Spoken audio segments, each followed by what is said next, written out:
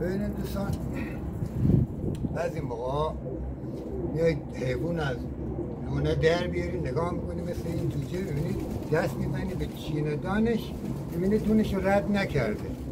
اولین کاری که میکنی دهنش رو باز میکنی، بو میکنی. اگه دیدی دهنش بو نمیده مشکلی نیست، یه تیکه قند کوچیک، یه ذره قند کوچیک انقدی دهن اینو باز میکنی، میندازی تو حلقش. درست؟ وای میشه تا فردا ببینی چه اتفاقی براش میفته. اگه دیدی دونش رو رد کرد مشکلی نیست. اما یه بار دیگه نگاه میکنی مثل این، میبینی این علاوه بر اینکه دونش رو رد نکرده دست میزنی، اصلا آبم رد نکرده، چی دونش خیلی پره. اولین کاری که میکنی دهنش رو وا میکنی، بو میکنی، یعنی دهنش بو میده. یعنی چی؟ معدهش بو میده. باید چیکار کنی؟ باید اینو معدهش رو بلافاصله خالی کنی. چجوری؟ اینو میگیری اینجا، دهنش رو باز میکنی، به این شکل معدهش رو تخلیه میکنی. بگیریم حالا نگاه، این معدهش خالی شد، معدهش خالی شد. اوکی تمام. نه همین راحتی این حالش خوب میشه به احتمال خیلی زیاد. دلایل مختلفی داره که بعدا تو پستای مثلا این شاید ممکن آب داغ خورده باشه که این اتفاق براش افتاده.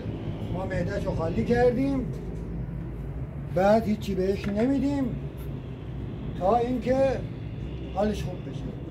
اگر دیدی حالش خوب شده، اگر دیدی حالش خوب نشد، یک محلول مقداری جوش شیرین توی آب جوشیده سرد شده، مقداری نمک توی آب جوشیده سرد شده میریزی، اجازه بدید، بعد اینو کامل مخلوط میکنی، قشنگ میریزی توی همچین ظرفی،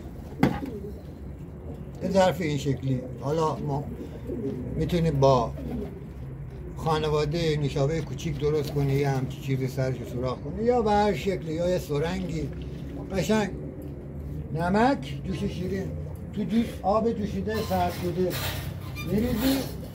جوجه‌ای که دیدی دهنش بو میده، معده‌شو تخلیه کردی، این آبا رو ریختی بیرون، به این شکل دوباره اگه دیدی خوب نشد، برای بار دوم این محلول رو میریزی تو حلقش، قشنگ کامل دوباره یک بار دیگه کامل این معده‌شو، این چیندونشو تخلیه میکنی. کامل این دیگه چی؟ تخلیه میشه و این جوجه به احتمال خیلی زیاد حالش خوب میشه. ممنونم از شما دوستان. بعد دوباره اوکی تمام.